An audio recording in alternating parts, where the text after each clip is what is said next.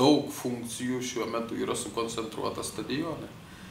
Ir stadionas jau yra didelė dalis funkcijų šiandieną, tai iš esmės praktiškai, jeigu kalbėti apie multifunkcinį centrą, kur egzistuotų ir poilsio, ir pramogų kažkoks kompleksas, kur žmogus galėtų ir pasportuoti, ir pailsėti, tai jeigu prie Maksimos kalbėti, tai reikėtų kaip ir antro stadiono tokiu atveju šioje vietoje, nes vis tiek turi būti sporto ir galimybė ir pasportuoti, ir futbolą pažaisti, ir palakstyti, ir krepšinį pažaisti, taip aš įsivaizduoju multifunkcinį centrą.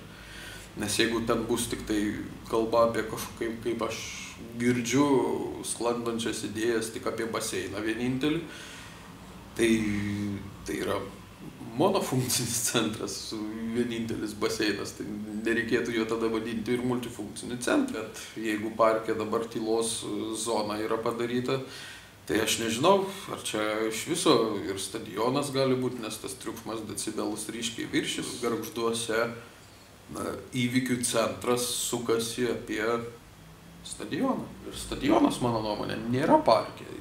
Parkas yra greta stadiono. Parke žmonės pramogavo ir mums parkas, nei man, nei mano tėvam, nei mano seneliam niekada nebuvo ramybės zona. Ir čia turbūt reikėtų suskaičiuoti, gal net rankos pirštų nepakaktų, kiek kartų yra užaugusių su gegužinėmis parke ir dainų šventės respublikinės vykdavo.